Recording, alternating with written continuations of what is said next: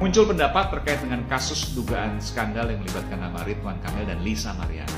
Tidak perlu tes DNA, hanya perlu lakukan tes ini yang bisa mengetahui kapan pertama kali yang bersangkutan berhubungan, dengan siapa yang bersangkutan berhubungan. Tapi sepanjang tidak ada bukti, tidak ada saksi, tidak bisa.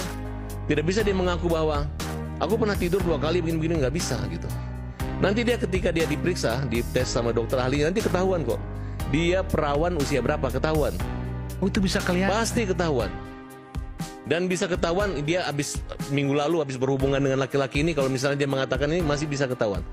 Karena satu kasus saya dulu nggak percaya. Dalam rentang seminggu bisa? Bisa ketahuan, dari kapan lecetnya, seminggu ini ketahuan sama dokter ahli ya. Ternyata anak yang dilahirkan oleh Lisa Mariana itu bukan anak dari Ridwan Kamil atau Pak RK, melainkan anaknya Revelino atau Lino. Karena baru saja ada 2 orang yang merupakan penasihat hukum dari si Lino ini mengakui di depan publik, di depan wartawan, mereka press conference dan menjelaskan bahwa itu anak yang dilahirkan, yaitu si CA adalah anak dari si Lino ini. Coba kita dengarkan.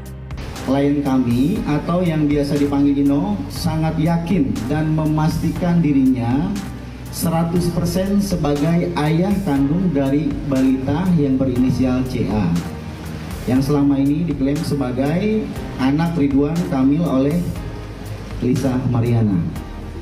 Nah, gimana menurut kalian guys? Ada apa sebenarnya ini dan apa sebenarnya motivasi si Lisa ini? Karena kalau mau dipikirkan, kalau selama ini dia koar-koar bahwa dia mau meminta pertanggungjawaban atas ayah untuk anak yang dia lahirkan, maka si Lino ini ternyata sudah menyediakan semua. Dan bahkan dia yang menghubungi Lisa untuk, lo itu kan anak gue, lu yang ngakuin. Nah, gimana menurut kalian guys? Kira-kira apa motivasi Lisa Mariana? Sehingga ternyata sudah ada ayah biologis yang mengakui dan bersedia untuk tanggung jawab, tapi dia masih menyecar Pak RK.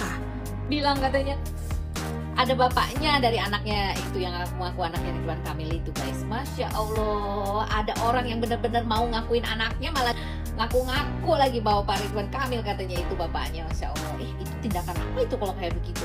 Itu pencemaran nama baik, itu fitnah loh. Aduh, serem banget sih. Lisa, tolonglah ya, jangan suka menghalalkan segala caramu lah. Jadi kan sudah saya pernah bahas ya, bahwa ada 3 hal kenapa orang mampu melakukan hal tersebut, yaitu karena 1, demi uang, 2, disuruh orang untuk menjatuhkan RK, 3, punya gangguan psikologis, ya, artinya gangguan jiwa itu kan gila, tapi gangguan kepribadian, gangguan mood atau apa itu, yuk kita periksa, ya. Supaya apa? Supaya kamu diem, tenang, nggak boleh kayak begitu. Menciptakan satu hayalan, menciptakan sebuah cerita yang menggegerkan publik, supaya kamu bisa muncul lagi ke publik dan kamu bisa merasa dapat endorse dan sebagainya. Lucu loh dengan cara seperti itu, supaya kamu laku lagi gitu di masyarakat, laku dengan kejelekan. Itu nggak bagus loh. Kamu mikir nggak sih kondisi psikologis anak kamu? Kasihan loh dia diakuin dan dia tidak diakuin oleh, merasa yang seharusnya jadi bapak dia itu siapa gitu, dan itu dibongkar sama kamu sendiri gitu ke ranah publik gitu. Kamu mikir nggak sih nanti gedenya dia tuh malunya seperti apa, perkembangannya itu nanti seperti apa? Kamu paham nggak sih? Lisa, aku minta tolong deh ya, kamu kan sebagai seorang ibu ya, kamu kan seorang ibu dari, ada anak lain kan dari suami kamu juga kan gitu loh. Nah, janganlah kayak begitu, dan hargailah privasi suami kamu, hargai juga sebagai suami kamu, supaya dia juga tidak merasa malu. Kamu kan juga punya keluarga kan dari pihak suami kamu, masa kamu nggak malu sih? Aduh ampun, tolonglah ya, jangan bikin geger dunia maya, pusing. Saya polisi kesehatan mental nih, siapapun orang yang membuat gaduh di media sosial, saya sikat satu-satu. Yang muncul yang ngaku sebagai bapak biologis dari anaknya LM. Gundik yang aku punya anak dari Pak RK itu loh ya. Jadi orang ini seorang lawyer. Dia mengaku bahwa anaknya LM itu anaknya dia gitu loh. Duh, anaknya siapa sih sebenarnya ya? Anaknya siapa? Kasihan loh ya.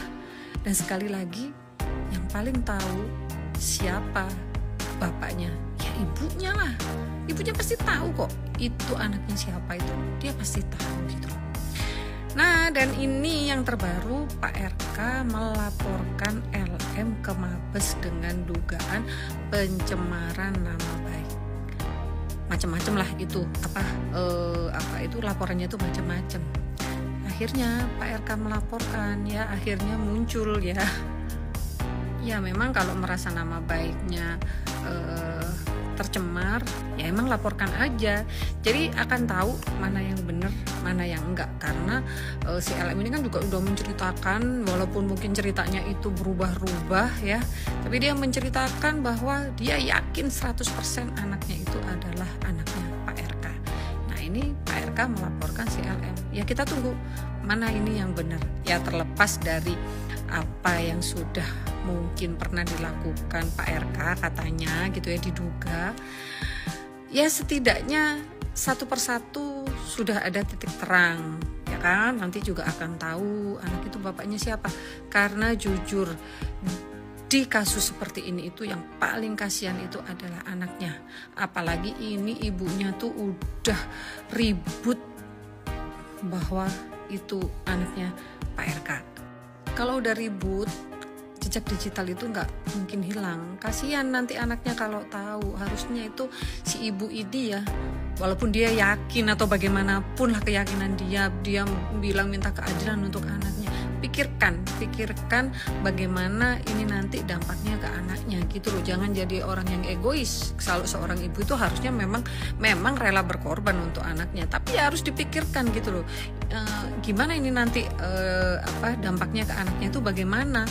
Apalagi ini ada yang ngaku bapaknya si anak ini, terus kemudian sementara ibunya itu bilang kalau Pak RK itu bapaknya. Kasian deh si anak ini.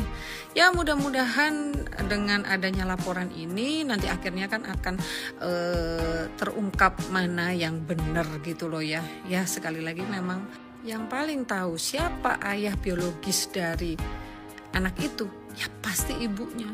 Pasti itu ibunya sebenarnya udah tahu gitu loh bapaknya itu siapa gitu loh. Tanpa ribut-ribut tuh sebenarnya dia udah tahu sih bapaknya itu siapa gitu loh.